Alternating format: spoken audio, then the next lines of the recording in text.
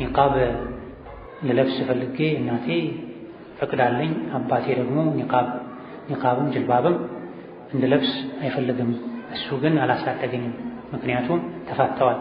ስለዚህ ኒቃቡን ብለብስ ችግር የለውም እናቴ ስለፈቀደች ይላል። فاسألوا أهل الذكر إن كنتم لا تعلمون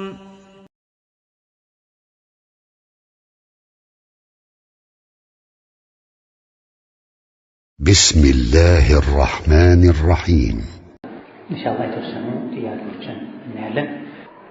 የተቀዳደደ ቁርአን ተቃጥሎ አመዱ ምን ይደረጋል? እኛ አቃጥለን አመዱ ላይ ዝናብ ዘነበበት፣ ይህ እንዴት ይታያል? እስኪ ከስል ድረስ ከተቃጠለ ችግር የለውም። ቢቻል ቢቀበር ጥሩ ነው። ንጹህ ቦታ ላይ ቢቀበር ጥሩ ከተቃጠለም በኋላ። ይህም ማድረግ ካልተቻለ እስኪ ከስል ድረስ እስኪ ደቅ ድረስ ከተቃጠለ ዝናብ ቢዘንብበት የትም ቢሆን ችግር የለም። ሌላኛው ጥያቄ ለቅሶ ከደረሱ በኋላ በሳምንቱ ቁርስና ብር ቆሎ ምናምን ይዞ ሀዘንተኞችን መዘየር እንዴት ይታያል? ሀዘንተኞች እንግዳ በዝቶባቸው እነሱን ለማገዝ ከሆነ ችግር የለም። እዛ ተሰብስቦ ለመብላት፣ ለመጠጣት፣ ለመጫወት ከሆነ ግን ይሄ ቢድዓ ነው፣ ወንጀልም ሀዘን መቀስቀስም። የሞተን ከቀበሩ በኋላ ጉዳይ ተጠናቋል። ለሟች እስትግፋር ዱዓ ማድረግ፣ የሟች ዘመዶች እገዛ ካስፈለጋቸው መታገዝ ባለበት መልኩ ማገዝ ነው እንጂ ሶስተኛ ቀን፣ ሳምንት፣ 40 የሙት ዓመት እያሉ የደገሱ መብላት መሰባሰብ የካፊሮች ሱና። የጡት ወንድም ነበረኝ። የጡት ወንድሜ የእንጀራ አባት ነበረው። የእንጀራ አባቱን ሰላም ማለት እችላለሁኝ? የእንጀራ አባቱንም የራሱን ማባት አይቻል።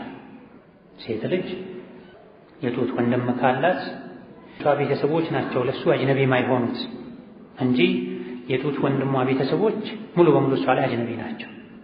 የእንጀራ አባቱም ይሁን የወለዱ አባቱም ይሁን። አንዲት የጡት እህት ነበረችኝ እና 2 ወንድሞች አሏት። እሷ የጡት እህቴ በመሆኗ ሰበብ የእሷ 2 ወንድሞች ለኔ አጅነቢ ናቸው ወይም አጅነቢነታቸው ይቀራል አይቀርም?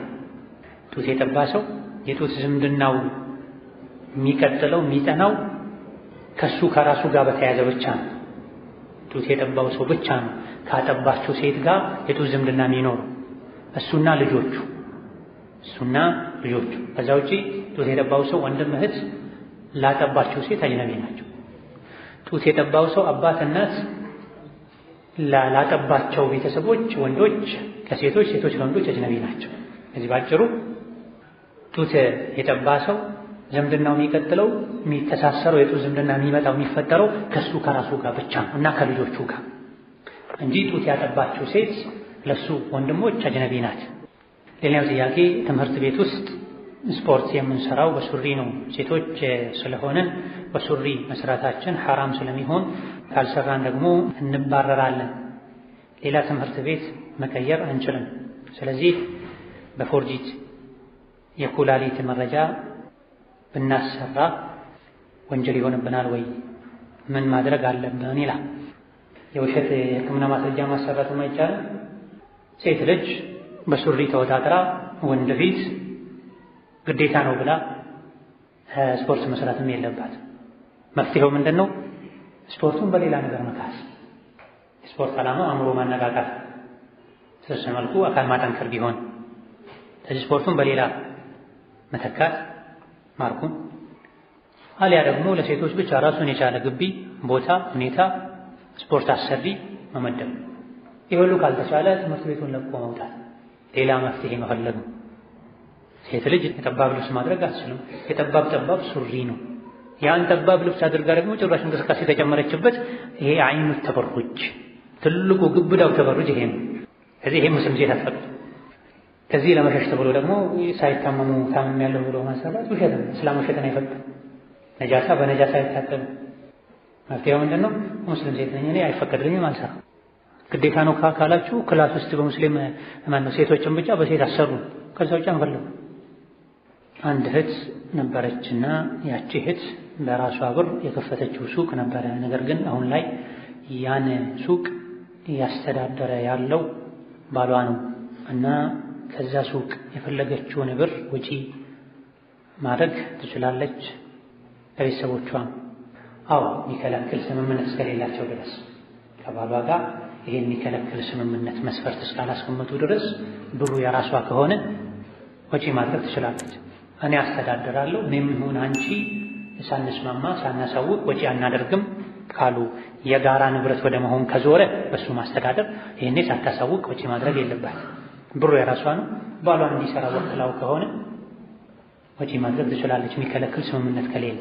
ሌላም ጥያቄ ወደ ውጭ ያለ ወንድ መሄድ አይቻልም፣ ግን የማንችል ከሆነስ ለምሳሌ ለትምህርት ወደ ውጭ ሀገር መሄድ ከፈለግንና ወንድ ባይኖር ምን እናደርጋለን? መሄዱ ደግሞ ግዴታ ነው። መሄዱ ግዴታ የሆነው በምን መልኩ ነው? ምን አይነት ግዴታ ነው? እሱ መታወቅ አለበት። ሕክምና ነው። ህይወቷን ማትረፍ አትችልም። ትሄዳለች አትሄድም፣ ይሄ ሊታይ ይችላል። መሄዱ ያለ መሕረም መሄዱ ሐራም ነው። ሄዳ መዳን ለመዳኗ አጠራጣሪ ነው። አጠራጣሪ ነገር ለማድረግ ተብሎ በእርግጠኝነት ወንጀልነቱ የታወቀ ነገር አይደረግም የሚል አለ። የሆነውን ብቻ ህይወቷን ማትረፍ አለባት፣ ግዴታ ነው። ሌላ ሀገር ሕክምና የለም። በዚህ ልክ ከሆነ ልትሄድ ትችላለች። ሀገሯ ላይ ዲኗን ጠብቃ መኖር አልቻለችም፣ ስደት አስፈለጋት ወይም ሌላ ነፃ ሆንበታለሁ ያለች ሀገር ልትሄድ ትችላለች። ከዛ ውጭ ግዴታ ያደረገው ምንድን ነው? ስራ ለመስራት፣ ትምህርት ለመማር፣ እነዚህ ግዴታ አለ። ብዙ የሰዎች ግዴታ የሚሏቸው ይሄ ነው። የትምህርት ዕድል አግኝቻለሁ አለ ደግሞ እዚህ ሀገር ቢሰራ ምንም መለወጥ አልተቻለም፣ በብር ሳይሆን በዶላር እንዲከፈለኝ እፈልጋለሁ ሄዳለሁ ይላል። ይሄ ግዴታ አይደለም። ለዚህ መሄድ ወንጀል ነው። ስለዚህ ለእንዲህ አይነቱ ጉዳይ ከሆነ የሚሄዱት ግዴታ ያሉት ይሄ የራስ ዝም ብሎ ራስ ላይ ግዴታ ያደረጉት። የትም ሆና ነፍስን አላህ ይረዝቃል። መሄዱ እንደ ሸሪዓ በትክክል ግዴታ ከሆነ ጉዳዩን በዝርዝር ለዑለማ ለአዋቂ አስረድቶ አዎ ይሄ ግዴታ ነው ከተባለ መሄድ የሚቻልበት ሁኔታ ነው። ግዴታ ካልሆነ አማራጭ ካለው መሄዱበትን ጉዳይ ሌላ ቦታ ማግኘት ይችላል። ትምህርት ነው፣ ሌላ ሀገር ማግኘት ይችላል። ባሉበት ሀገር ማግኘት ይችላል። ስራ ነው፣ ባሉበት ሀገር ማግኘት ይችላል። አይነቱ ጥራቱ ነው ሊለያይ ይችላል። ይሄኔ መሄድ አይቻልም። ምንድነው መፍትሄው? መተው። ለዲን ሲባል ብዙ ነገር ይተዋል። ዲን ማለት ነው ይሄ እኮ ነው። ዲን ማለት ስሜትን ማግዛት ነው። ለዲን ብሎ አንዳንድ ነገር መተው፣ አንዳንድ ነገር ማድረግ ማለት ነው። አንድ ሰው የአጅነቢይነት ምልክት ከታየበት አጅነቢ ይሆናል ወይስ አጅነቢ ወደ መሆን እየተቃረበ ነው? ምልክት ከታየበት ሆኗል። የአጅነቢይነት ምልክት ከታየበት ለአካል መጠን ከደረሰ አጅነቢ ሆኗል። ምናልባት የአጅነቢይነት ምልክት ከታየበት ማለት እሱ ሕፃን ልጅ ከመሆኑ ጋር አንዳንድ ስለ ተቃራኒ ጾታ ማወቅ፣ መጠየቅ፣ መከታተል መጀመሩን ከሆነ የአጅነቢይነት ምልክት የተባለው ይሄኔ አው ወደ አጅነቢይነት የተጠጋ ነው፣ የተቃረበ ነው፣ መጠንቀቅ ግዴታ ይሆናል። የአጅነቢይነት ምልክት ማለት ለአካል መጠን የመድረስ ምልክት ከሆነ እድሜው ፊዚካል የሰውነት ቅርጹ ምንም ይሁን ምን 15 ዓመት ከሞላው ወይም የመኒ ፈሳሽ ካየ መሰል ምልክቶች ካሉ አጅነቢ ነው። ሴት ጋር እንዳይቀርብ ይደረጋል። አጅነቢ ሴት ጋር ሴቶች ወዳሉበት እንዳይገባ ይደረጋል። ነገር ግን ለአካል መጠን ካልደረሰ 15 ዓመት ካልሞላው ሌሎች ምልክቶች ካልደረሱ ስለ ሴት ስለ ተቃራኒ ጾታ ማወቅ እንደጀመረ የሚያሳዩ ምልክቶች ካሉ እየተቃረቡ ነው፣ ይከለከላል። አንድ ሰው የሰለመ ሰው ካገባ ግን ከሞተ በኋላ ያገባት ሴት ወደ ኩፍር ከተመለሰች እሱ ይጠየቅበታል እንዴ? በተወሰነ መልኩ ሊጠየቅበት ይችላል። በቂውን ጥንቃቄ ካላደረገ በጊዜው የሰለመችው እንደዚሁ ሙስሊም ወንድን ለማግባት ብላ እንደሆነ ከማወቁ ጋር ካላስተማረ፣ እስላምን ካላስረዳ፣ ከኩፍር ካላስጠነቀቀ ከዛ በኋላ ወደ ኩፍር ከተመለሰች በተለይ ልጆች አብረው ከተመለሱ መጠየቁ አይቀርም። በጊዜው ትክክለኛ ዲን ምንነት አውቃ የሰለመች መስሎት አግብቶ አብረው እስካሉ ድረስም አስተምሮ የሚችለውን አድርጎ ከሆነ የከፈረችው አይጠየቅም። አንድ ሰው ሙስሊም ይሁን ካፍር ሳያውቁ ቢረዳ ችግር አለው ወይ? ምንም ችግር የለም። መርዳት ለሙስሊም ብቻ አይደለም፣ ካፍርንም መርዳት ይቻላል። ሰውንም እንስሳንም መርዳት ይቻላል። ማንኛውም እርጥብ ጉበት፣ አንጀት ሰደቃ አለበት፣ አጅር አለበት ብላ ነብዩ ሰለላሁ ዐለይሂ ወሰለም። መርዳት ማይቻለው ለወንጀል እንደሚያውለው ካወቁ ነው። የሰጡትን ነገር ቀጥታ ወንጀል ላይ እንደሚያውለው ካወቁ መስጠት አይቻልም። ከዛ ውጪ ካፍር ርቦት ሊበላበት፣ በርዶት ገዝቶ ልብስ ሊለብስበት ቢሰጥ ችግር የለም። ሌላም ጥያቄ ኒቃብ ልለብስ ፈልጌ እናቴ ፈቅዳለኝ፣ አባቴ ደግሞ ኒቃብም ጅልባብም እንድለብስ አይፈልግም። እሱ ግን አላሳደገኝም፣ ምክንያቱም ተፋተዋል። ስለዚህ ኒቃቡንም ብለብስ ችግር የለውም እናቴ ስለፈቀደች ይላል። አባትም ይሁን እናት ኒቃብን መከልከል አይችልም። ምናልባት እድሜሽ ኒቃብ አልደረሰም ትንሽ ጠብቂ፣ ለጅልባብ አልደረሰም ትንሽ ጠብቂ ሊሉ ይችላሉ። ይሄን በትክክል ካሉ መስማቱ ተገቢ ነው። ሴት ልጅ ለአካል መጠን ከደረሰች ወይም ከተቃረበች ወንድ ዓይን ውስጥ የምትገባበት እድሜ ከደረሰ ውበቷ መልኳ ከወጣ ጅልባብ ማድረግ አለባት፣ አስከትላ ኒቃብ ማድረግ አለባት። ሁለቱንም ባንዴ ብታደርግ መልካም። ለአካል መጠን ደርሳ ወንድ ዓይን ውስጥ ገብታ አባትናት ኒቃብ አታድርጊ ብለው መከልከል አይችልም። ቢያሳድጉም ባያሳድጉም የዲን ሐቃቸው መጠበቅ አለበት። እነሱን መስማት፣ ማክበር፣ መታዘዝ ግዴታ ነው። ኒቃብ ከልክለውኛል ብሎ ሁሉም ነገር ላይ ማመፅ አይቻልም። አባቴ እናቴ በመልካም ነገር ሁሉ እታዘዛቸዋለሁ። ላኩን የቤት ስራ በሉኝ፣ ግን ሂጃብ አታድርጊ፣ ሶላት አትስገድ አትበሉኝ። ላ ጣዓተ ሊመኽሉቅን ፊ ማዕሲየቲ አልኻሊቅ። አላህን እያመፁ መኽሉቅን መታዘዝ አይቻልም፣ ማንም ይሁን ማን። ስለዚህ አባት ባይፈቅድም ኒቃቡን ማድረግ ይቻላል፣ ይፈቀዳል። በመከልከላቸው ወንጀለኛ ይሆናሉ ወላጆች፣ መከልከል የለባቸው።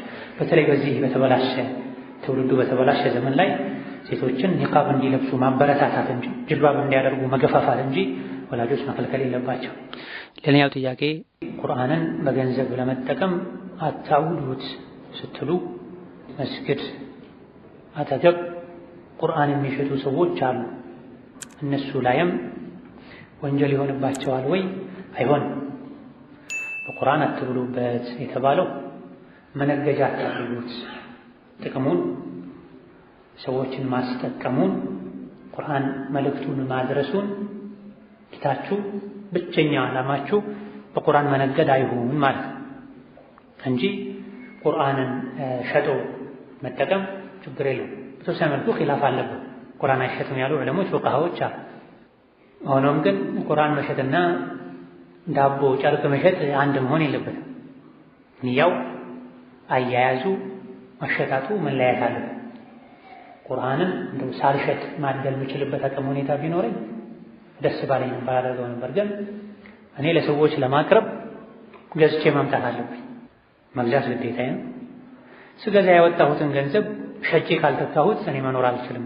በዚህ መልኩ ዓላማዬ ቁርአንን ማድረስ ነው፣ ማቅረብ ነው ለሰዎች።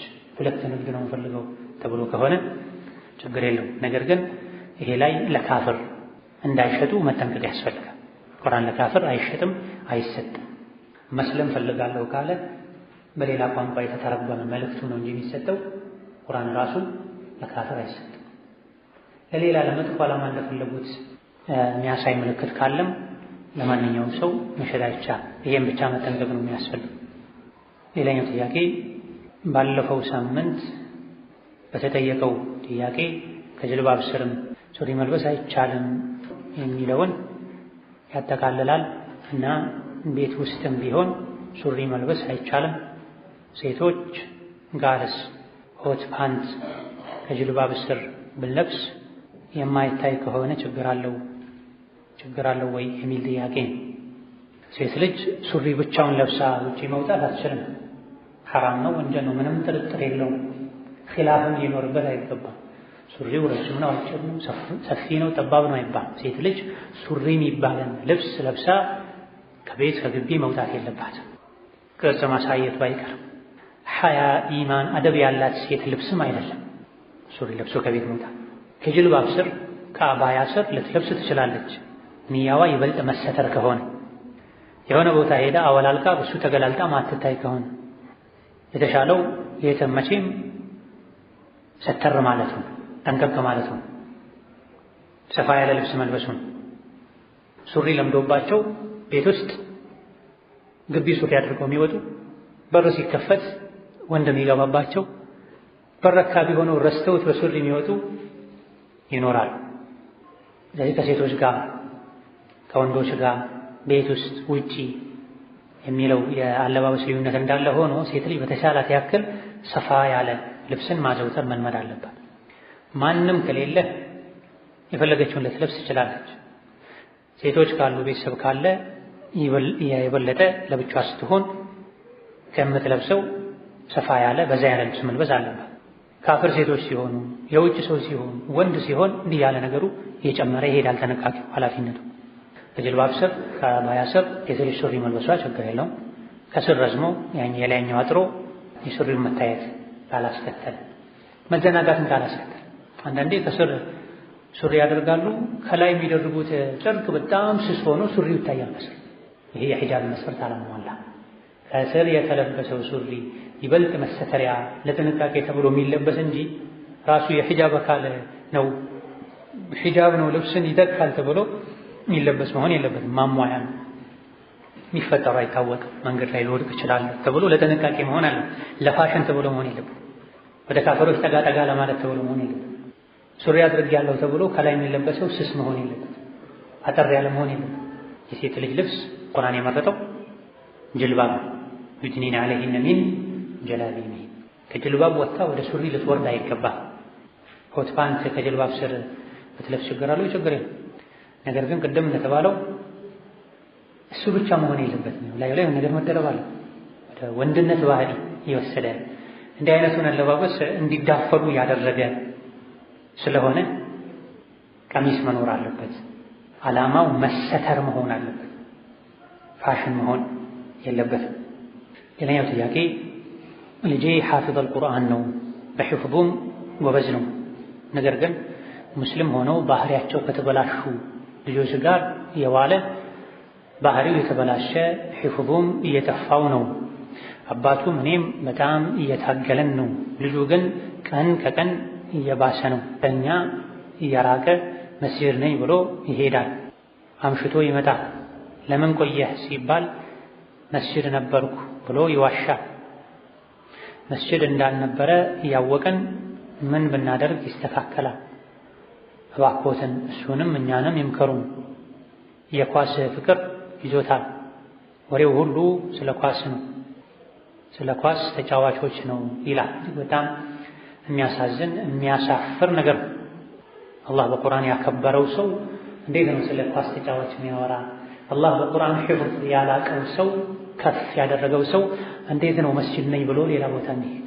ይሄ ድርብርብ ጥፋት፣ ውርደት፣ ነውርን። ፈመተልሁ ከመተሊል ከልብ ኢን ተሕሚል ዐለይሂ የልሀድ አው ተትሩክሁ የልሀድ ወለው ሺእና ለረፈዕናሁ ቢሃ ወላኪነሁ አኽለደ ኢለል አርድ ወተበዐ ሀዋህ። ይሄ አይነቱ አንቀጽ ለእንደዚህ አይነት ሰው ነው የወረደው። አላህ በቁርአን አክብሮት በዕልም አክብሮት ሳለ የወደቀ የትም የሚልከሰከስ የሚርመጠመጥ ከኳስ ተጫዋች ጋር ፊልም ከሚያይ ሰው ጋር ወሬ ከሚያወራ ሰው ጋር በየመንገዱ ተጥዶ ተቀምጦ ኃላፊ አግዳሚውን ከሚያይ ሰው ጋር መዋል ቁርአንን ተሸክሞ መውረድ ነው። ይሄ ምሳሌው እንደ ውሻ ነው አለ አላህ። ኢንሻአላህ ቁርአንን ሰጥቶት በዕልም አክብሮት በዛ ደረጃ ራሱን ማያኖር ሰው በቀን 7 ጁዝ 10 ጁዝ ሙራጃ ማድረግ እየቻለ ከዚህ ወጥቶ ስለ ኳስ፣ ስለ ሴት፣ ስለ ሌላ ነገር ሲያወራ የሚውል ሲሽከረከር የሚውል ሳይክል ሲያሽከረከር የሚውል በቀን 5 ጁዝ እንኳን 3 ጁዝ እንኳን ሙራጃ ማያደርግ ወላጆቹን የሚዋሽ የምድር ምርጥ መስጂድ ነኝ ብሎ የምድር መጥፎ ገበያ ላይ ሜዳ ላይ የሚውል ምሳሌው እንደ ውሻ። ብታባረውም ያለከልካል፣ ዝም ብትለው ያለከልካል። ብንፈልግ ከፍ እናደርገው ነበር፣ ነገር ግን እሱ ወደ ታች መውረድን መረጠ አለ አላህ ተባረከ ወተዓላ። ቁርአን የሐፈዘ ሰው ውሎውን መለየት አለበት፣ ጓደኛው መለየት አለበት። አላህ በቁርአን ያከበረው ሰው በኳስ ከረከሰ ሰው ጋር መዋል የለበት። አቻው አይደለም። الطيور على أشكالها تقاعيفة ወፍ ከአምሳያው ጋር ነው የሚበረው። ከዚህ ቁርአኑ የውሸት ነው ማለት ነው። ፈልጎበት አምኖበት ፈልጎት አይደለም የሐፈዘው ማለት። ወደደም ጠላ አንድ ሰው ቁርአንን ከተሸከመ ኃላፊነት ውስጥ ከገባ በኋላ መሸሻ ይቻላል። የሸሸ የሚጎዳው ራሱ የሸሸ የሚጎዳው ራሱ የሚጎዳው ራሱን ባገኘው ሰዓት ቁርአን ሊቀራ፣ ሶላት ሊሰግድ፣ ዚክር ዱዓ ሊያደርግ፣ ወላጆቹን ሊያግዝ፣ ዘመዶቹን ሊጠይቅ፣ ከሱ የሚያንሱ ካሉ ሊያስተምር፣ ሊያስጠና፣ ጊዜውን በዚህ መልኩ ሊያሳልፍ እንጂ የሚገባው አስፋልት ላይ በመሽከርከር ሜዳ ላይ በመገተር ፊልምና ኳስ በማየት ስለዚህ በማውራት ጊዜውን ሊያባክን አይገባም። ካደረገ ወርቅን በፋንዲ አሽቷል። አላህ ከትልልቅ ሰዎች ከመላእክቶች መድቦት ወርዷል፣ ረክሷል፣ ከእንስሳት ብሏል። አላህ ዘንድ ከባድ ውርደትም ሐፍረትም ሊጠብቀው እንደሚችል ሊያውቅ ይገባል። በቁርአን አክብሬ እንዴት ስራ ካጣ ሰው ጋር ስራ ከፈታ ሰው ጋር በማላያኒ ጊዜን ታሳልፋለህ? አኺራን ከረሱ ሌሎችን ከሚያስረሱ የኳስ ሰዎች ጋር እንዴት ትውላለህ ብሎ አላህ ይጠይቃል። ኳስን ለማጠንከር በክፍት ሰዓት አእምሮን ለማሳረፍ ነፃ ሆኖ በምንም ሳይገደቡ ስድብ ከሌለበት ሶላት ማሳለፍ ከሌለበት መገናኘት ከሌለበት ሊጫወት ይችላል። ነገር ግን 24 ሰዓት ስለ ኳስ እያሰቡ ስለ ኳስ ተጫዋች እየተናገሩ ኳስ ተጫዋችን ያፈቀሩ ያደነቁ ይጫወቱ ከሆነ ቁርአን ልብ ውስጥ ቦታ የለውም ማለት። ጀነትን የናፈቀ የጀነት ደረጃን የወደደ የተመኘ ኳስን ከባላይን አባፉም አይጣ ምን ነው ለሚሱ ድንጋይ ያንከባለለ የሚወል እንደ አህያ የሚዘል አይሁዶችን የሚደግፍ እርቃኑን የሚሄድ ሶላት የማይሰግ ለወደድከው የቂያም ቀን አላህ ቢጠይቅህ ምን ትሏል? احشروا الذين ظلموا وازواجهم ሲባል ከሱ ጋር ልትከሰከስ እንደምችል አታውቅም። የቁርአን አንቀጽ በጣም ከሚያስፈሩ አንቀጾች አንዱ ይሄ የኳስ ተጫዋቾችን የፊልም ምንድነው የሚባሉ ሰዎች የሚወድ ሰው የቂያም ቀን ከነሱ ጋር ሊከሰከስ ይችላል። ይሄ ብቻ አስፈርቶት አንድ ሰው መንገዱን ሊመርጥ ይገባል። እነዚያ በዳዮችን ቀስቅሷቸው ወአዝዋጀሁም ወአሽካለሁም አምሳዮቻቸውን ወዳጆቻቸውን ደጋፊዎቻቸውን ማለት ስለዚህ ነብዩን የወደደ ሷሐቦችን የወደደ ስለነሱ ያሰበ እነሱን የናፈቀ ከነሱ የተመሳሰለ የቂያም ቀን ከነሱ ጋር ይከሰከሳል። ከነብይ ያራቁ ከዲን የወጡ ያፈነገጡ የኳስ የፊልም ሰዎችን የወደደ ያከበረ የናፈቀ ስለነሱ ያነበበ ወርዶ ተዋርዶ የኳስ ተጫዋችን የጫማ ቁጥር ነው ይዘለሷል።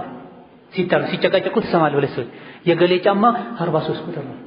በማያገባው የማይመለከተው ነገር ስለ ቆሻሻ ሽንት ቤት ስለሚገባበት ጫማ ወርዶ ይከራከራኩን እስከ ቦክስ መሰነዛዘር ይደርሳል። አይደለም 43 ነው አይደለም 41 ነው። እና ሲዝላሉ ከፍ ሲል አቅላቸው ተይዞ ልባቸው ተይዞ በኳስ ፍቅር ታውሮ ነሰላህ ሰላም አለይሂ እዚህ ተራ ሙስሊም ካይል ያደርጋ አይገባውም። በ30 ጁዝ ቁርአን ሒፍዝ አላህ ያከበረ ሰው እዚህ ከገባ የለም ቁርአን ከልቡ ወጥቷል። የቂያም ቀን ቁርአን ለሱ መሪ ሊሆን መስካሪ ሊሆን ቀብር ላይ ያጫዋች ሊሆን አይችልም። እዚህ አእምሮ ላይ የተጫወተበት የኳስ ወንጀል አኺራ ላይ ቀብር ላይ ይጫወትበታል እንጂ። ስለዚህ መዘዙ ቀላል አይደለም፣ እስከ ኩፍር ሊወስድ ይችላል። መውደድና መጥላት ትልቅ ነገር ነው። መሰረቱ ቁርአን ሐዲስ ዲን ነው መሆን ያለበት እንጂ ኳስ ስለሚጫወት አንድን ካፍር ኳስ ተጫዋች ወደድኩት ቢባል ወላሂ ወንጀል። ሰውን ምን ወደው ለዲኑ ብለን ነው መሆን ያለበት። ከዛ ዝቅ ሲል ለስጋ ዝምድናውን መሆን ያለበት። አንድ አሳማ የሚበላ አሳማ የሚመስል የኳስ ተጫዋችን ለምን ወደድከው ቢል አላህ ለምን ተባለ? እስከነ ኩፍሩ እስከነ ነው እስከነ ብልግናው እንድትወደው ያደረገ ምን ልብህ ከአላህ ውዴታ ባዶ ሆኖ ነው። ልብ በአላህ ውዴታ ከተሞላ ካፍርን ፋጅርን ሙጅሪምን ለመውደድ ቦታ አይኖርም። ይሄ በፊልሙ የተጠመዱ ሰዎች ጉዳይ ላይ ይሄ ነው የሚባል ሶላት ጀማማ ይሄዱ ወላጆቻቸው የማይታዘዙ ከፊልም ወደ ፊልም ከድራማ ወደ ድራማ የሚሸጋገሩ ሰዎች በተደጋጋሚ ቀን ከሌሊት የሚያዩዋቸው የፊልም የኳስ ተጫዋቾች ፍቅር ልባቸው ውስጥ ይታተማል፣ ኻቲማቸውን ያበላሻል። ነዑዙ ቢላሂ ሚን ዛሊክ። እነዚህ የቁርአን ሰዎች አላህን ፍሩ፣ የቁርአንን ክብር አታስኑ። ቁርአን የቀሩት እንደዚህ ተበላሹ ለምን አስቀራለሁ ያሉ ሰዎች እናንተን መበላሸት አይተው ይሄኔ ከአላህ መንገድ ሰዎችን ማገድ ይሆናል፣ በወንጀል ትጠየቃላችሁ። በተቃራኒ ጸባያችሁ አምሮ ለአላህ ለሰው ልጆች ያላችሁ ክብር ጨምሮ መልካም ራያ ሆናችሁ ሰው ቁርአንን እንዲወድ ሰበብ መሆን ያለባችሁ። አለብላችሁ ተውፊቅ ዘይ ወርሳስ ዘይ ወከል። ሰላም አለይኩም ወራህመቱላሂ ወበረካቱሁ።